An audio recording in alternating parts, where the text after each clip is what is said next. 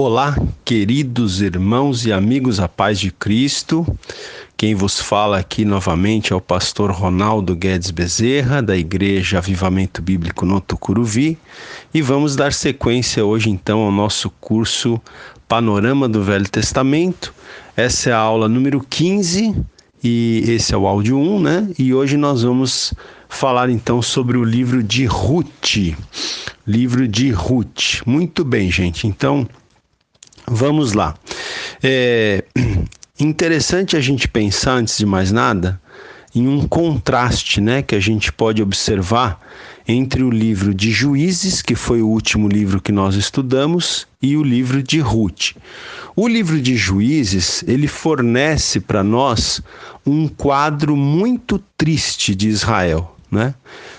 O livro de Juízes nos traz um quadro triste porque fala, né, do afastamento do povo de Israel de Deus e da consequente manifestação do juízo de Deus, né, para com seu próprio povo, em função desse afastamento, dessa desobediência. Já o livro de Ruth, ele nos apresenta um quadro luminoso desse período, né, porque a história que é narrada no livro de Ruth, ela aconteceu no mesmo período, né, em que se deram os acontecimentos que estão narrados no livro de Juízes, certo? Então, como eu disse aqui, eu estou lendo aqui uma introdução do Meyer Pearman no livro Através da Bíblia, livro por livro. Então ele diz aqui, ele coloca essa frase, que o livro de Juízes fornece um quadro muito triste de Israel, enquanto Ruth apresenta-nos um quadro luminoso desse período, né? E a história, ela é interessante, essa história que está narrada no livro de Ruth, porque ela acontece com uma gentia, né? Ou seja, a personagem principal da história do livro de Ruth, que é, né, a própria Ruth, ela não é uma mulher do povo israelita, né? Ela não pertence ao povo judeu, ao povo israelita. Ela é uma gentia, ela é uma moabita, na verdade, né? E ela termina, por assim dizer, sendo aí a heroína da história, né? Bom, o propósito principal do livro de Ruth, irmãos, é traçar a linhagem de Davi, o progenitor do Messias, né? Porque nós vamos terminar então no final da história de Ruth, a gente percebe que o filho que Ruth terá com Boaz, o seu marido, será então um antecessor de Davi, não é? E a gente sabe que Davi é um dos antecessores de Cristo. Portanto, um dos propósitos deste livro, né, é traçar a linhagem de Davi, né, que viria a ser rei, e, portanto, também traçar até mesmo a linhagem do Messias, a linhagem de Cristo. O autor do livro de Ruth, também segundo a tradição judaica, assim como o livro de Juízes, né, é Samuel. Então, segundo a tradição judaica, Samuel, que teria escrito também o livro de Juízes, escreveu também o livro de Ruth. Esse livro, ele abrange um período de mais ou menos 10 anos, né?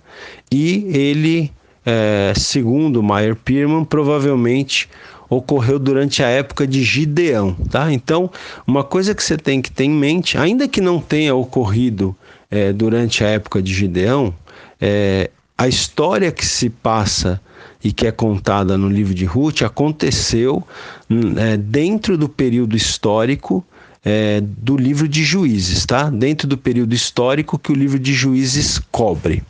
Ok, meus queridos? Muito bem. A gente vai perceber também no livro de Ruth, né, que nós vamos ter um personagem também importante nesse livro, que é Boaz, né, que é quem vai se casar com Ruth.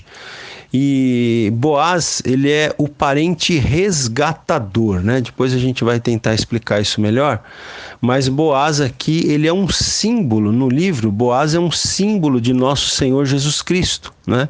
Que pagou o preço da nossa redenção e tomou-nos como sua noiva, né? Então, Boaz, ele resgata, né, Ruth e se casa com ela, né? Ela se torna sua noiva, depois sua esposa. Então, Boaz aqui ele é um símbolo do Senhor Jesus Cristo, né? Desta forma nós podemos ver Jesus Cristo aqui no livro de Ruth, né? E também como temas centrais da história de Ruth aqui, nós podemos falar da graça, né, e a orientação providencial de Deus. Então, a graça de Deus e a orientação providencial de Deus são temas centrais dessa história de Ruth. Então, como a gente já falou, Ruth vem a se tornar uma ancestral do Messias, né? E antes disso, uma ancestral de Davi, por meio de cuja linhagem o Messias foi prometido. Então, Ruth, ela é uma ancestral de Davi, né? E a gente sabe que por meio da linhagem de Davi, o Messias viria, né? É interessante aqui também, agora eu estou lendo aqui um comentário do Wiersbe, né? A gente vai alternando aqui os autores. Ele diz que Ruth, né, da mesma forma que Raabe, lembra-se de Raabe, a prostituta, né, que morava em Jericó e que foi poupada ali na destruição da cidade de Jericó, né? Raabe também se casou com um judeu, né?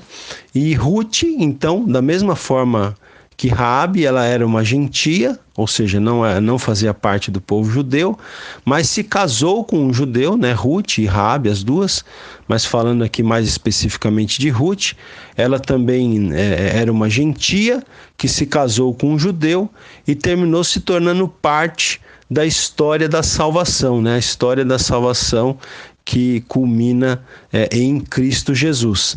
Tanto que Ruth, ela vai aparecer na genealogia, né, de Cristo, que está registrada ali no Evangelho de Mateus, no capítulo 1, no versículo 5. Então, esse livro, embora sendo um livro pequeno, Ruth tem apenas 4 capítulos, esse livro é pequeno, mas a história que ele conta faz parte da maior história já contada, que é a história da salvação, que é a história da redenção, né? Bom, vamos lá. Vamos falar um pouquinho da história do livro propriamente dita, né? O livro ele começa dizendo para a gente que havia fome em cidades ali de Canaã, do povo de Deus, do povo de Israel, a cidade de Belém. Então havia fome em Belém, né? Provavelmente isso acontecia por causa dos pecados do povo, né? A fome que havia ali em Belém, muito provavelmente, ela ocorreu por causa do afastamento do povo de Deus do Senhor, né? E a Bíblia fala então de um casal, né? Elimeleque e Noemi, então grave esses nomes aí. Elimeleque, que era casado com Noemi, e eles tinham 2 filhos, o Malom e o Quilion, né? Então, essa família, a família de Elimeleque, resolve se mudar para a terra de Moabe, né? Então eles resolveram sair ali dos limites geográficos de Israel, né? E levaram os 2 filhos para a terra de Moabe, né? O autor aqui, o Wiersbe, ele critica essa atitude aqui de Elimeleque e Noemi. Ele coloca aqui que eles deveriam ter confiado em Deus na terra deles mesmos, né? Eles deveriam ter permanecido na terra. Isso é o que coloca aqui o Wiersbe, né? No entanto, nós sempre dizemos que cremos que Deus está no controle de todas as coisas e Deus permitiu, né, essa mudança dessa família para a terra de Moabe, porque se assim não fosse, Ruth não teria entrado aqui na história bíblica e não teria sido uma ancestral do Messias e nem mesmo do rei Davi, né? Então, essa família, eles se mudaram para Moabe, né?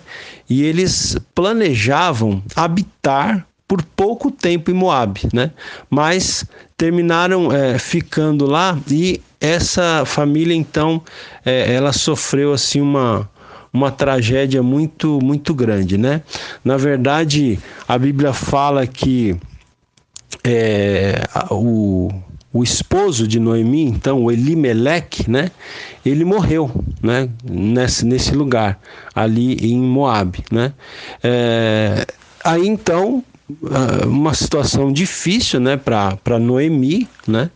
Ela então vai com seu esposo e com seus 2 filhos para Moabe, chega lá, o marido dela morre, né? Eles já estavam fugindo da fome lá em Belém. Então veja que é uma família que está passando por várias provações. Eles estão passando fome na sua cidade natal, eles fogem, eles mudam-se para Moabe tentando uma vida melhor. Chegando lá, o chefe da família, o Elimeleque, vem a falecer. Aí a Noemi, então, termina casando ali os seus 2 filhos com mulheres moabitas, né? Mas o que acontece, gente? Realmente é bem trágico o que acontece com essa família, porque depois que os 2 filhos de Noemi se casaram com mulheres moabitas, eles também morreram, os filhos de Noemi também morreram. Então, ao se mudar para Moabe, Noemi perdeu o marido e perdeu os 2 filhos, né? Então, veja que essa mulher, né, chamada Noemi, ela realmente passou por um sofrimento muito grande, né? E ela ficou, então, com as suas 2 noras, né? Ela fica com as 2 noras, uma chamada Orfa, e a outra nora, então, que é a personagem principal da nossa história, chamada Ruth, né? Bom, depois de todos esses acontecimentos, a Noemi, então, ela resolve voltar para sua cidade de origem, para a cidade de Belém, né? E ela, então, orienta as suas noras, Orfa e Ruth, a ficarem na terra delas, a ficarem em Moabe, né? A Orfa, uma das noras de Noemi, concorda em ficar ali em Moabe, mas a outra nora, que é Ruth, ela não quer saber de ficar em Moabe, ela quer acompanhar a sua sogra Noemi, né? Ela quer se mudar com Noemi para a terra de Noemi, para Belém, né? Lembrando que Noemi era de Belém, mas Ruth não, Ruth era moabita, né? Ela se casou com o filho de Noemi, né? Nesse período em que a família de Noemi se mudou lá para Moabe. Mas Ruth, ela não quer ficar em Moabe, que é a terra natal dela. Ela quer ir com a sua sogra Noemi para Belém, que era a terra natal da sua sogra Noemi, né? E até o Wiersbe aqui, ele diz o seguinte, que Ruth, ela tinha anseios mais altos do que apenas pão e casamento, né? Do que apenas comida e casamento, né? Orfa, uma das noras de Noemi, retornou à sua vida antiga, mas Ruth se apegou a Noemi, né? Ruth, ela tomou uma decisão firme, e aqui a gente tem um dos versículos mais interessantes, né? Desse livro, e por que não até da Bíblia, quando está aqui no capítulo 1, no versículo 16 e 17, quando Ruth então fala para Noemi, fala para sua sogra. Então eu vou ler aqui, Ruth capítulo 1, versículo 16 e 17. Disse, porém, Ruth: não me instes para que te deixe e me obrigue a não seguir-te, porque aonde quer que fores, irei eu, e onde quer que pousares, ali pousarei eu. O teu povo é o meu povo, o teu Deus é o meu Deus. Onde quer que morreres, morrerei eu, e aí serei sepultada. Faça-me o Senhor o que bem lhe aprouver, se outra coisa que não seja a morte me separar de ti. Então, essa parte é muito bonita, né? Porque a gente vê que Ruth se apegou, né, com Noemi, né? A sua sogra. Então a gente tem aqui uma história muito bonita, né, de amor verdadeiro de uma nora pela sua sogra, né? E ela não quer se afastar da sogra de jeito nenhum. Ela diz aqui: onde quer que você for, eu vou, né? Onde quer que você pousar, eu vou pousar. O teu povo vai ser o meu povo, o teu Deus vai ser o meu Deus, né? Então é uma atitude muito bonita. Onde você morrer, eu vou morrer. Onde você for sepultada, eu vou ser sepultada. Enfim, ela não quer se separar da sua sogra de maneira nenhuma. Então a gente tem uma história muito bonita aqui de amizade entre uma nora e uma sogra. Então a relação de uma sogra e de uma nora não precisa ser, não é sempre complicada. Amém, queridos? Nós vamos parar aqui o primeiro áudio, já voltamos com o próximo áudio. Ok, queridos, então vamos continuar aqui a nossa aula número 15 sobre o livro de Ruth. Esse é o áudio 2, né? Então, Noemi retorna a Belém, né? Ali na região de Canaã, ali onde o povo de Israel habitava, e Noemi leva consigo então a sua nora Ruth, né? E elas chegaram ali a Belém. O texto bíblico diz que toda a cidade se comoveu por causa delas, né? E a própria Noemi, ela pede ali para que as pessoas não a chamem de Noemi, mas a chamem de Mara, né? Porque esse nome, Mara, significa amargura, né? E ela diz ali que a vida dela havia se tornado amarga, né? Até porque quando ela havia partido de Belém, ela partiu com seu esposo e com seus 2 filhos. E agora ela voltava viúva, sem os 2 filhos, que haviam também morrido, e apenas, por assim dizer, com a sua nora Ruth. Até o Wiersbe aqui, no comentário dele, né? Ele coloca aqui que a gente pode notar um espírito amargo, né? Em Noemi, até mesmo com relação a Deus, né? Que ela culpa a Deus por suas provações, né? Então a gente percebe que Noemi, ela termina mostrando uma certa insensatez, né, nas suas palavras, em função de todo o sofrimento que ela havia passado. Bom, elas, segundo o texto bíblico, quando elas chegaram a Belém, elas chegaram no princípio da cega da cevada, né, da colheita. Então, o texto bíblico nos diz no capítulo 2 que Ruth, ela pede a Noemi, sua sogra, que Noemi lhe permita ir ao campo e apanhar espigas, né? Então é interessante aqui a gente ver que Ruth era uma mulher, vamos dizer assim, proativa, né? Ela não ficou ali parada esperando as coisas acontecerem, ela se dispõe a ir ao campo, a colher, né? E Noemi também lhe permite. E Ruth, ela terminou entrando em um campo que pertencia a um homem chamado Boaz. E esse Boaz, ele era da família de Elimeleque, né? Que fora sogro de Ruth, esposo de Noemi, né? Então veja, aqui nós vemos aqui a providência de Deus que conduziu Ruth, né? Não foi Noemi quem orientou Ruth a entrar nesse campo, né? Foi a providência de Deus que permitiu que Ruth então entrasse justamente no campo de um homem chamado Boaz, que era da família de Elimeleque, esposo, né, o falecido esposo de Noemi, que era sogra de Ruth, né? E uma coisa que a gente vai perceber aqui no capítulo 2 é que esse Boaz, ele termina então protegendo Ruth, né? Ele protege Ruth, porque a gente tem que pensar que Ruth, ela era uma estrangeira, ela era uma mulher, né? E ela era uma estrangeira, ela poderia de repente sofrer algum tipo de abuso, enfim, né? De abuso e pessoas querendo se aproveitar dela, né? Então Boaz, quando você lê a história, você vai ver que Boaz, ele protege Ruth, e ele não só protege, como ele provê alimento para ela, para a sogra dela, né? Ele provê alimento para que Ruth leve também para sua sogra Noemi, né? E então a gente vê aqui Boaz protegendo e provendo para Ruth, mesmo antes de se casar com ela. A gente sabe que no decorrer da história Boaz vai terminar se casando com Ruth, né?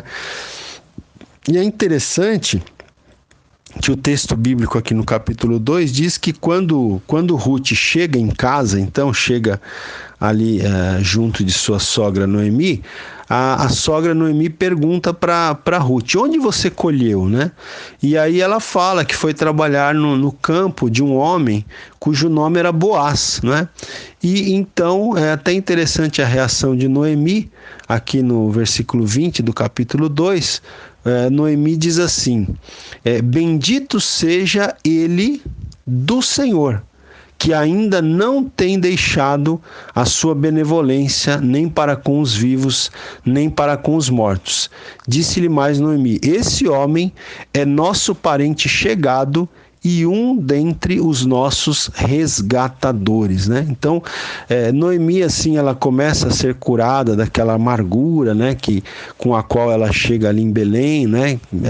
Aparentemente ela chegou culpando até Deus pelas provações que ela estava passando. Aqui ela já expressa ela traz uma palavra de louvor a Deus, né? Porque ela entende então que Deus havia conduzido Ruth ao campo de Boaz, né? E que a bondade ali de Boaz para com Ruth demonstrava a bondade de Deus para com elas, né? Tanto que ela diz aqui do Senhor que ainda não tem deixado a sua benevolência nem para com os vivos, nem para com os mortos, né?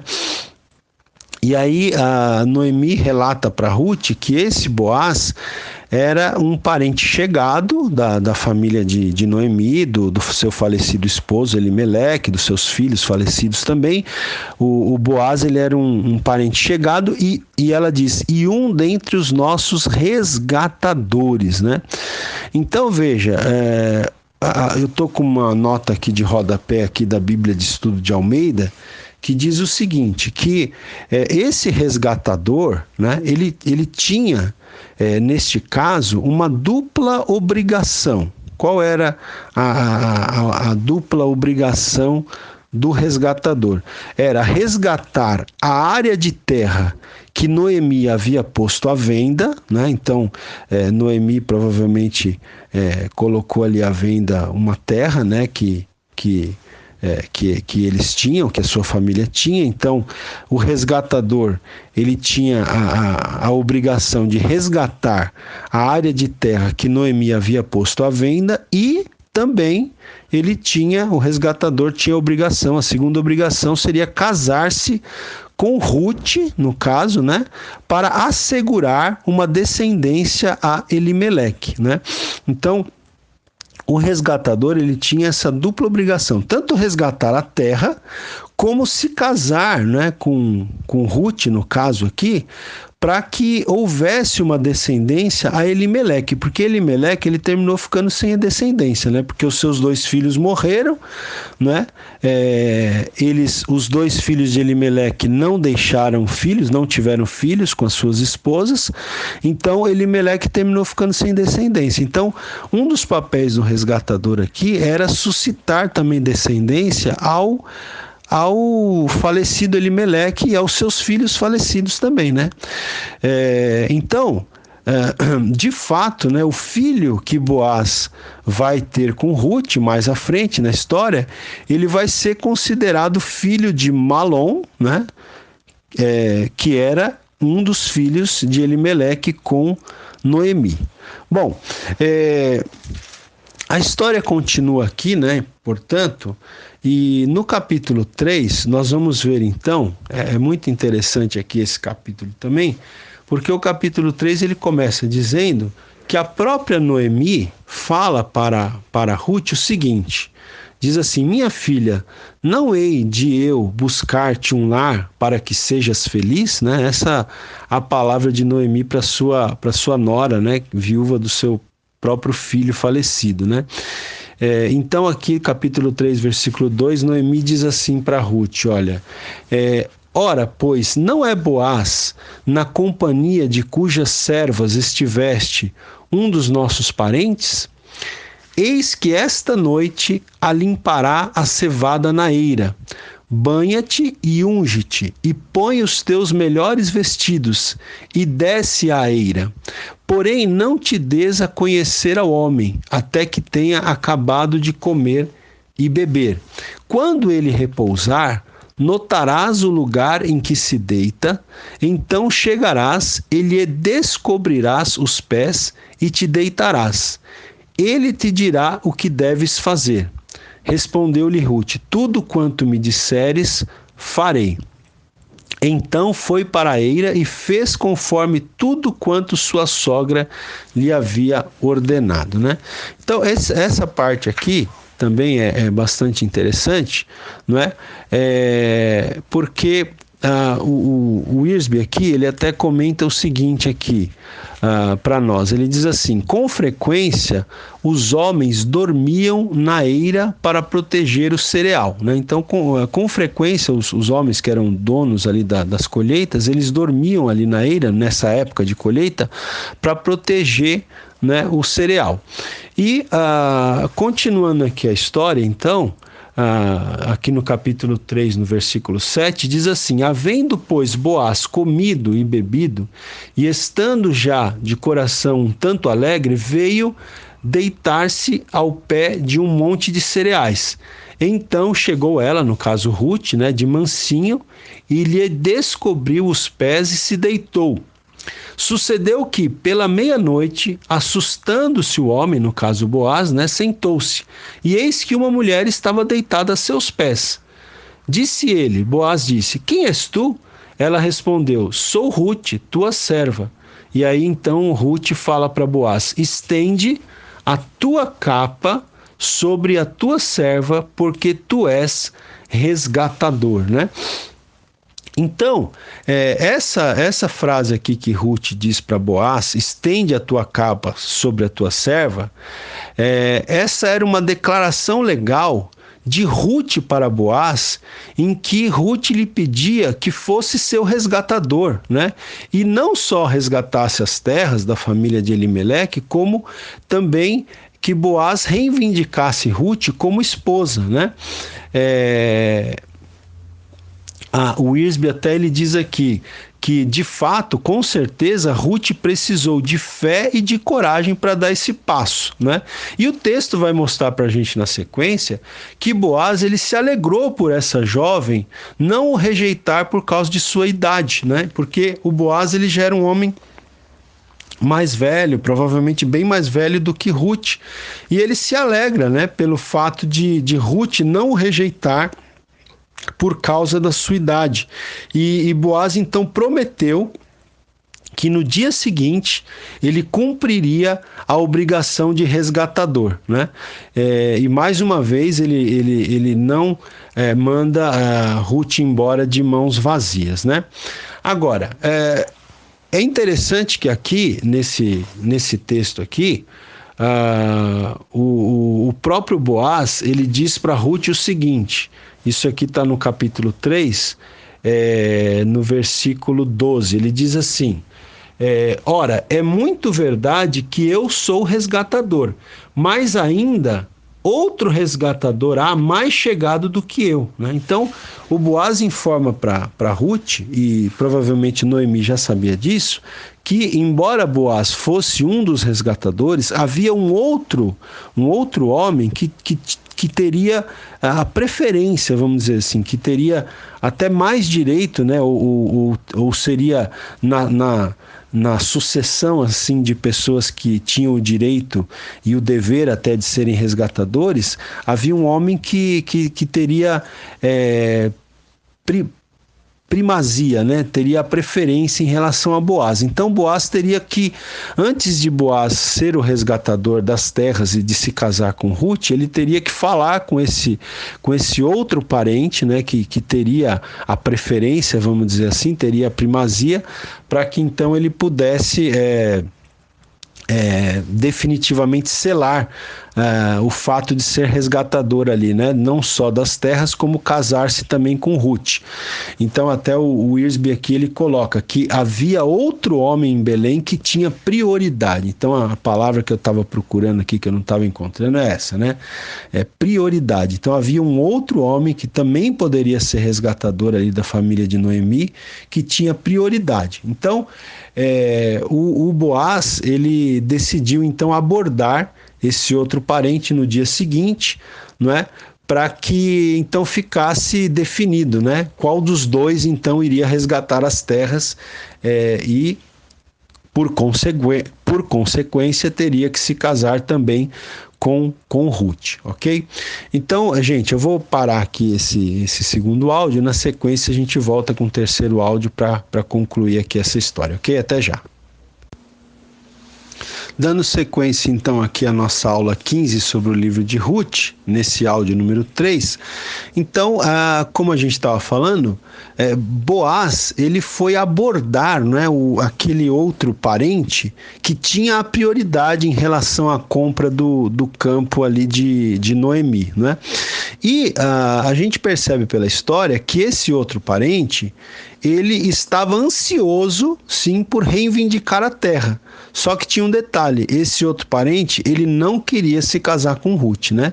Porque Boaz falou, se você for resgatar a terra, você também vai precisar se casar com Ruth e suscitar descendência, né, para a família tanto de Elimeleque como do filho de Elimeleque que haviam falecido, né? E esse outro parente, então, ele não quis essa obrigação, né? Então ele abre mão. Boaz, então, ele pega ali as testemunhas para que fique bem, vamos dizer assim, sacramentado, né? Que aquele outro parente que tinha prioridade não quis então a terra, porque não quis se casar com Ruth. Ele até queria a terra, mas não queria se casar com Ruth, né? Então ele desiste da terra porque ele não queria se casar com Ruth. Então Boaz pega ali as testemunhas para que fique bem, vamos dizer assim, bem documentado, né? bem sacramentado, que aquele parente que tinha prioridade não quis, né? E Boaz, então, ele vem a se casar com Ruth, né? Aquele resgatador desconhecido, aquele outro parente, ele sabia que qualquer filho que Ruth tivesse teria o nome do seu primeiro marido e não o seu, né? Então, dessa forma, aquele resgatador desconhecido, aquele parente que tinha prioridade, ele perderia a propriedade porque o filho, né, que ele teria com Ruth é que herdaria essa propriedade, né? Mas Boaz não estava se importando com isso. Boaz, ele estava disposto a pagar qualquer preço, né, para resgatar a mulher, para resgatar a Ruth e a propriedade, né? E ele não se importava que o filho que ele viesse a ter com Ruth levasse o nome do falecido marido de Ruth, do seu falecido sogro, e ele não estava preocupado com o fato de que o filho que ele viesse a ter com Ruth herdasse, né, aquelas terras que agora ele estava resgatando, né? Então, a gente tem aqui, se dá então o casamento de Boaz com Ruth, né?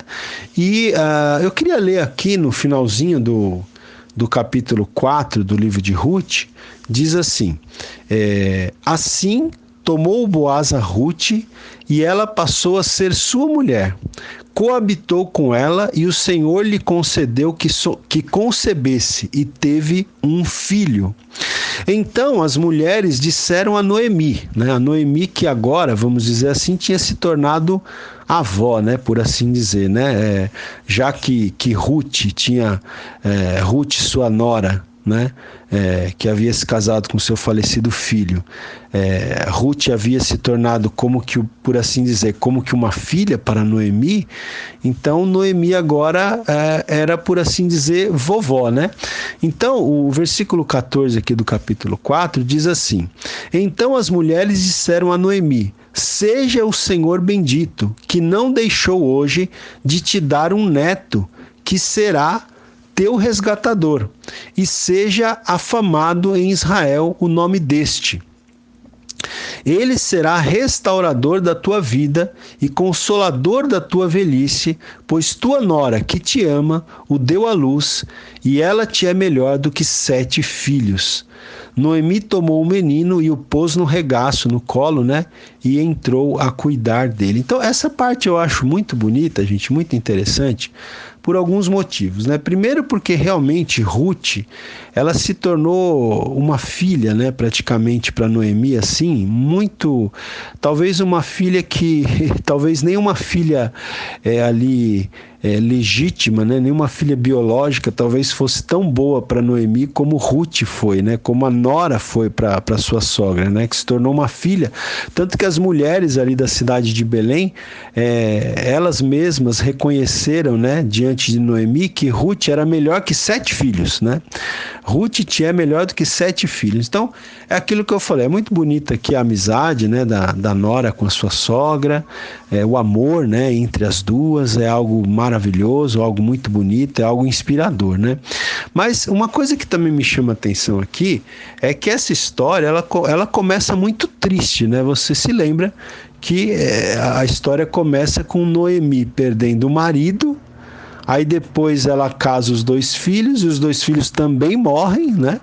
Então, assim, o início dessa história é muito triste, é muito trágico, né? Muito dramático, né? Então, realmente é muito triste. Mas a gente vê que no final da história, essa mesma Noemi, que havia ficado viúva e havia perdido os 2 filhos, agora ela tem um netinho, né? Então, por assim dizer, Deus conforta, Deus consola Noemi com essa criança, com esse netinho que nasceu, né, para Ruth, sua nora, que era como uma filha, né, para ela.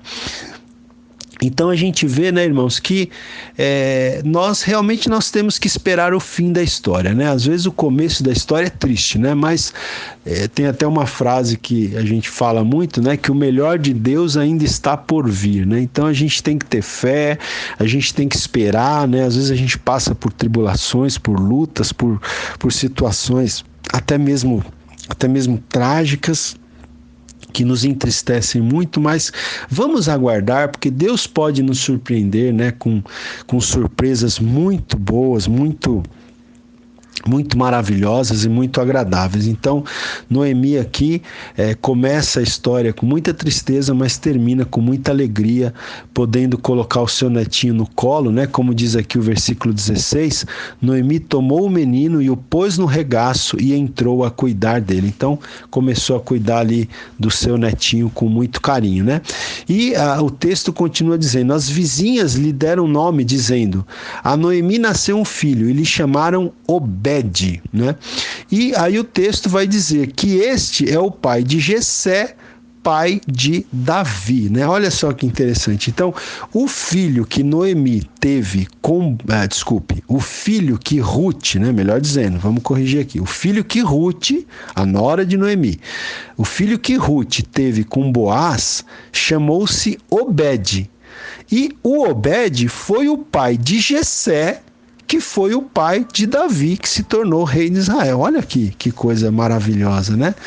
Então nós vemos aqui que a relevância desse livro é exatamente essa, que Ruth, ela se torna uma ancestral de Davi, que viria a ser rei de Israel, e como o Messias seria da linhagem de Davi, seria filho de Davi, portanto Ruth também se torna ancestral do Messias, o Salvador da humanidade. Olha que coisa maravilhosa, que história linda, né?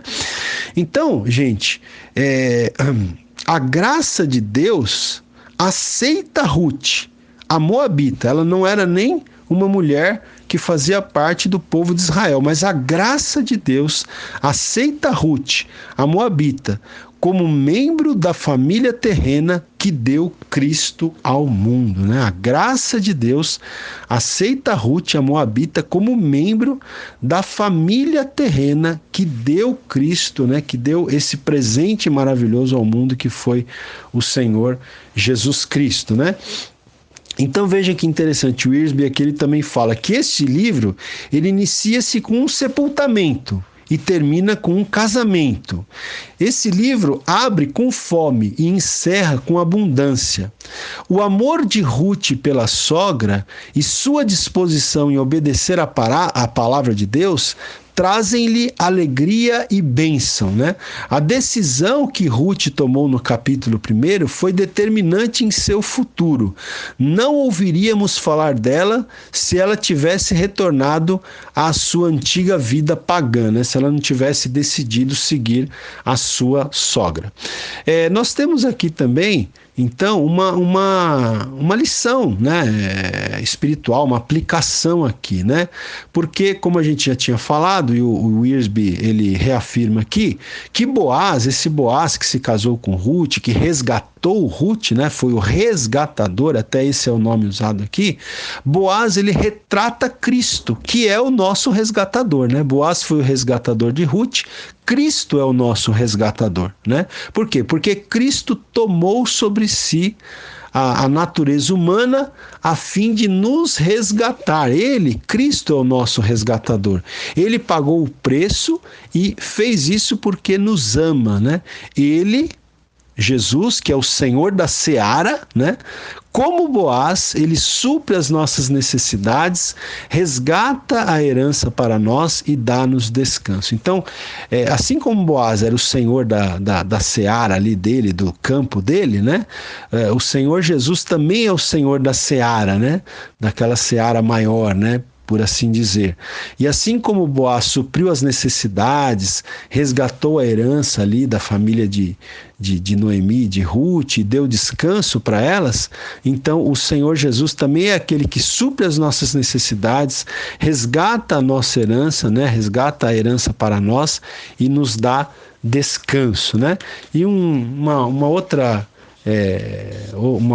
aplicação aqui também interessante, uma outra lição prática que esse livro nos traz também, é que Deus, ele guia de forma providencial as pessoas que lhe obedecem e servem aos outros. Então veja, as pessoas que obedecem a Deus e que têm um coração para servir, né, as outras pessoas, Deus guia essas pessoas com a sua providência, né? A gente vê aqui como Ruth, ela quis servir a sua sogra, né? Como Ruth, ela abriu mão da sua própria vida, ela abriu mão de ficar com a sua família lá em Moabe, ela abriu mão de si mesma para servir a sua sogra, né? Ruth, ela percebeu que Noemi precisava de um apoio, afinal de contas Noemi tinha perdido o marido e 2 filhos, então Ruth, ela é um exemplo mesmo, né? Porque ela abre mão da sua vida, da sua terra, da sua família para ficar com a sua sogra, para servir a sua sogra, até para morar com a sua sogra em outra terra, no estrangeiro, né? Então ela realmente tem uma disposição de servir a sua sogra Noemi, né? Então Deus a abençoa por isso, né? Então, por causa da preocupação de Ruth para com Noemi, Deus guiou-a e deu-lhe uma vida de felicidade, né? É muito bonita essa lição aqui, né? Por causa da preocupação de Ruth para com Noemi, por causa da preocupação de Ruth em servir, em cuidar, em apoiar a sua sogra, Deus abençoou Ruth, né? Como consequência da sua disposição de servir a sua sogra, que tanto precisava dela naquele momento, né? E também o Wiersbe aqui, ele termina ainda com uma outra aplicação interessante. Ele diz assim: é sábio esperar no Senhor e deixá-lo operar seus propósitos amorosos, né? Então, irmãos, é sábio esperar no Senhor. A gente tem que esperar, né? A gente não pode se deixar levar pelas circunstâncias. As circunstâncias, muitas vezes, no momento ali que a gente está vivendo, são difíceis. Mas é sábio esperar no Senhor e deixar o Senhor operar os seus propósitos amorosos, né? Depois de fazermos tudo o que pudermos, devemos confiar no Senhor para fazer o resto, e Ele nunca nos faltará, né? Nós temos que fazer o que está ao nosso alcance. E nós devemos, depois de fazer o que está ao nosso alcance, nós devemos confiar no Senhor para fazer o resto, porque Deus é fiel, Deus não falha, Deus é maravilhoso. Amém, queridos? Então a gente está terminando aqui esse livro, né, de Ruth, esse que é o 8º livro do Antigo Testamento. Eu quero te incentivar a ouvir, né, mais uma vez esses áudios sobre o livro de Ruth, se possível, aí faça um esforço para ler esse livro, porque você lendo o livro e ouvindo aqui os áudios vai ficar mais fácil para você entender. Quem sabe você não tem acesso a uma Bíblia de estudo também, vai ler nos comentários, isso vai facilitando também o seu entendimento, ok? Então Deus abençoe a sua vida e, com a permissão de Deus, a gente volta em breve com uma nova aula aí, já começando então o livro de 1 Samuel. Até breve, Deus abençoe a tua vida em nome de Jesus. Amém.